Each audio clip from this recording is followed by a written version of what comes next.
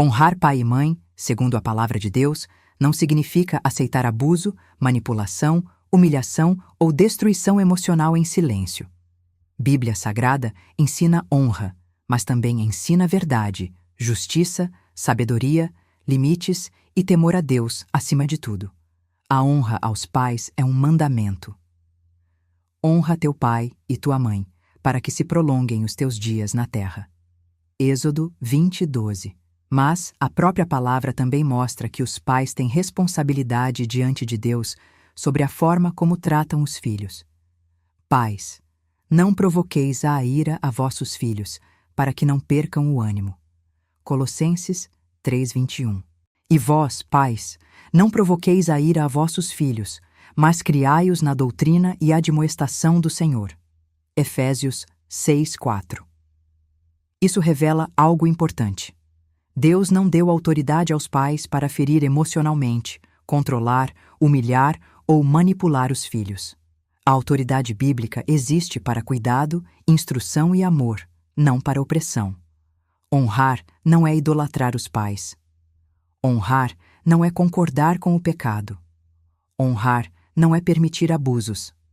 Honrar não é viver preso à culpa ou ao medo. Na Bíblia, honra também significa manter postura correta diante de Deus. Não retribuir mal com mal, não agir com desprezo, não desejar vingança e não alimentar ódio no coração. Mesmo assim, Jesus deixou claro que Deus vem acima de qualquer relação familiar. Quem ama o pai ou a mãe mais do que a mim, não é digno de mim. Mateus 10:37.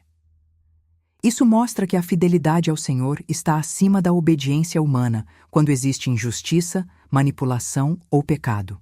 Há filhos que vivem tentando conquistar amor através da submissão emocional, carregando peso, culpa e sofrimento contínuo. Porém, Deus não chamou ninguém para viver debaixo de destruição emocional em nome de honra. A própria sabedoria bíblica ensina prudência nos relacionamentos. Sobre tudo o que se deve guardar, guarda o teu coração. Provérbios 4:23. Em alguns casos, honrar pode significar manter respeito sem permitir agressões, não expor os pais ao desprezo, orar por eles, ajudar quando possível, mas também estabelecer limites saudáveis e se afastar de ambientes que geram destruição contínua. Até Jesus, em alguns momentos, se afastava de pessoas que queriam destruí-lo emocionalmente ou manipulá-lo. A honra bíblica nasce do temor a Deus, não da escravidão emocional. Você pode amar sem se destruir. Pode respeitar sem concordar com o erro. Pode perdoar sem continuar sendo ferida. E pode colocar limites sem desobedecer a Deus. Porque Deus nunca chamou os filhos para sustentarem o pecado dos pais em silêncio. A Bíblia mostra vários exemplos de pais que falharam gravemente com seus filhos, seja por omissão, favoritismo, manipulação, dureza, violência emocional ou decisões injustas. A Bíblia não esconde os erros das famílias.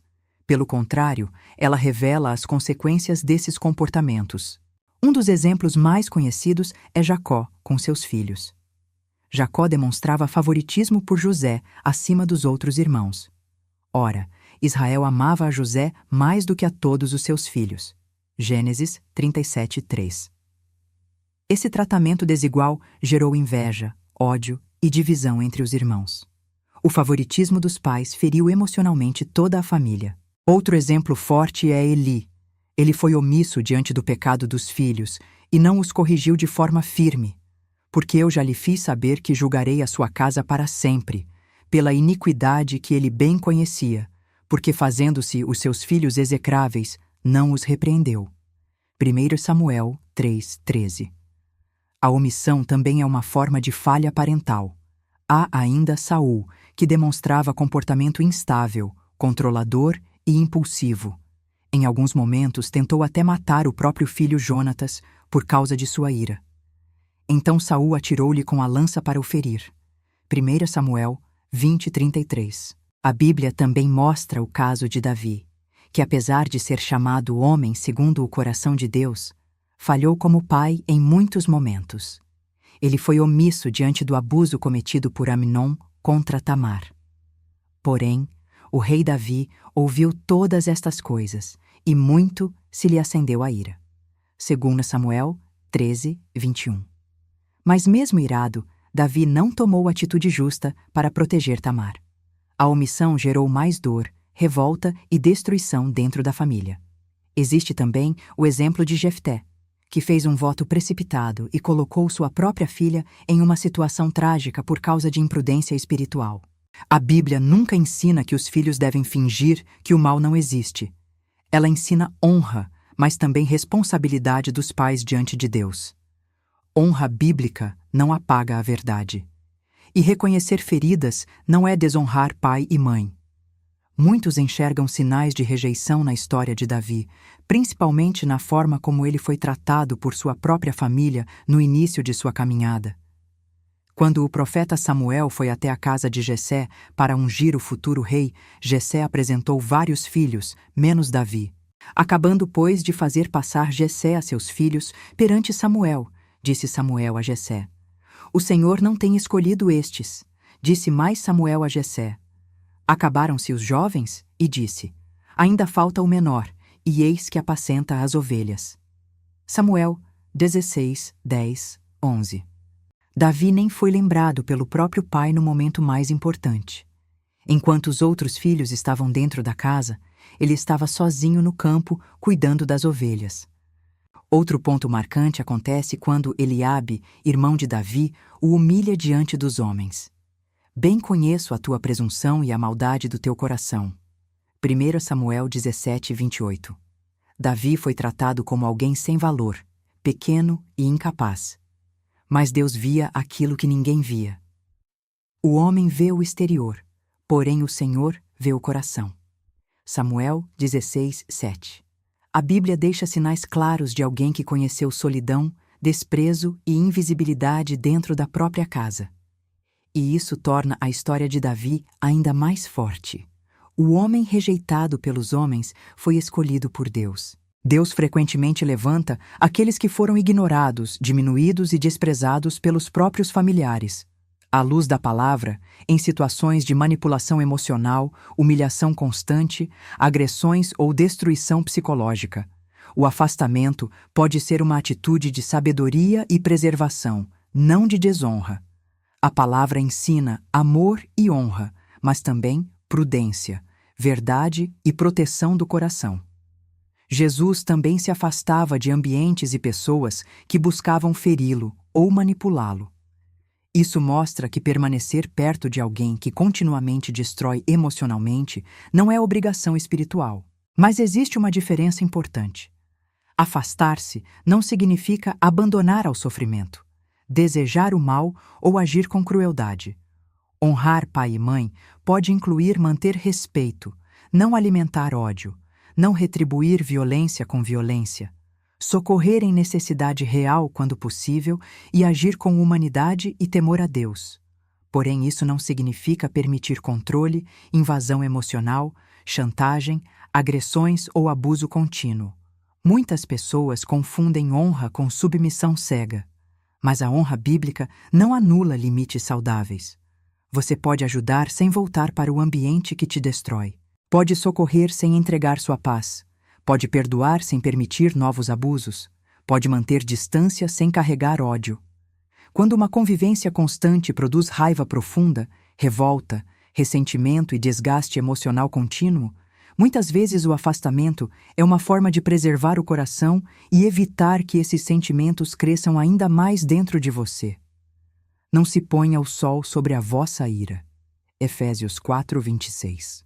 Quando a convivência só alimenta feridas, discussões, manipulação e dor, a distância pode ajudar a trazer silêncio, clareza e equilíbrio espiritual.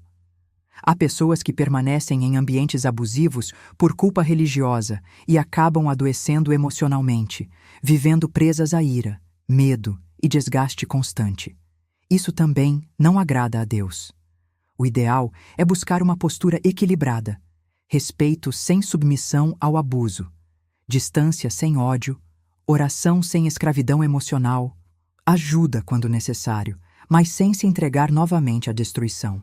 A convivência contínua em ambientes de manipulação, humilhação, acusações constantes ou abuso emocional pode alimentar raízes de amargura, mágoas profundas e desgaste espiritual. Tenham cuidado para que nenhuma raiz de amargura, brotando, vos perturbe, e por meio dela muitos sejam contaminados. Hebreus 12:15. A raiz amarga muitas vezes começa em feridas repetidas, palavras destrutivas, rejeição, injustiças e ambientes familiares adoecidos. Por isso, guardar o coração também é uma responsabilidade espiritual. Às vezes, o afastamento saudável ajuda justamente a impedir que a dor se transforme em ódio, vingança ou contaminação emocional maior. Nem toda distância é rebeldia. Em alguns casos, a distância evita que a destruição continue crescendo dentro do coração. A Bíblia mostra muitas relações entre pais e filhos, tanto saudáveis quanto destrutivas. Ela é muito real sobre conflitos familiares, dores emocionais, rejeições e consequências espirituais dentro da família. Isaque e Rebeca demonstraram favoritismo entre Esaú e Jacó. Isaque amava Esaú. Rebeca, porém, amava Jacó. Gênesis 25:28. Isso gerou competição, engano, divisão e feridas profundas. Outro caso marcante é Absalão e seu pai Davi. Depois do abuso sofrido por Tamar, Absalão viu a omissão do pai e guardou revolta no coração. Mais tarde, isso cresceu até virar rebelião e destruição familiar. A ausência de justiça dentro da família gerou dor acumulada. A Bíblia não romantiza famílias. Ela mostra que até homens usados por Deus falharam profundamente dentro de casa. Mas algo muito profundo nas Escrituras mostra repetidamente homens e mulheres que carregaram dores familiares, rejeição, abandono, injustiça e processos emocionais profundos. José foi rejeitado e vendido pelos próprios irmãos. Davi experimentou rejeição dentro da própria casa. Moisés foi separado da mãe ainda bebê. Ana viveu humilhação e dor emocional constante. Tamar sofreu abuso e abandono. Absalão carregou revolta profunda, causada por omissão familiar. Até Jesus Cristo foi rejeitado, desprezado e incompreendido pelos homens. Existe um padrão espiritual muito forte. Muitas vezes Deus separa pessoas feridas do ambiente que as destruiu para começar um processo de cura, amadurecimento e dependência dele. O deserto na Bíblia frequentemente foi lugar de tratamento. Foi no secreto que José amadureceu, Moisés foi preparado, Davi aprendeu dependência e muitos entenderam que sua identidade não vinha da rejeição humana, mas de Deus. Porque pessoas feridas tendem a buscar valor na aceitação familiar.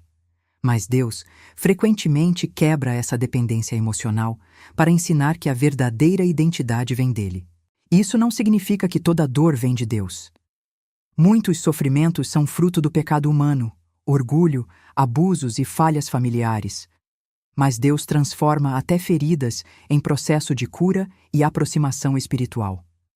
Quase todos esses personagens precisaram lidar com perdão, cura interior e libertação da amargura, porque a dor não tratada poderia transformar vítimas em pessoas endurecidas. Existe um padrão bíblico onde a rejeição produz separação. A separação leva ao deserto, o deserto gera tratamento e o tratamento aproxima a pessoa de Deus. Mas o objetivo final nunca foi destruir a pessoa, foi restaurar o coração dela. Em muitos casos, o mandamento "honra teu pai e tua mãe" tem sido usado de forma distorcida para exigir submissão absoluta, silêncio diante de abusos e culpa espiritual sobre filhos feridos. Mas a honra verdadeira não nasce do medo, nasce do temor a Deus. Se essa mensagem fez sentido para você, curta o vídeo e inscreva-se no canal. Pequenos gestos também são sementes de paz. Conheça meus livros, eles foram escritos a partir de processos reais de transformação, desde a infância, passando pela dor, pela cura e pelo estudo das Escrituras. Eles estão no link da descrição e seguem esse mesmo caminho de verdade e restauração. Deus te abençoe.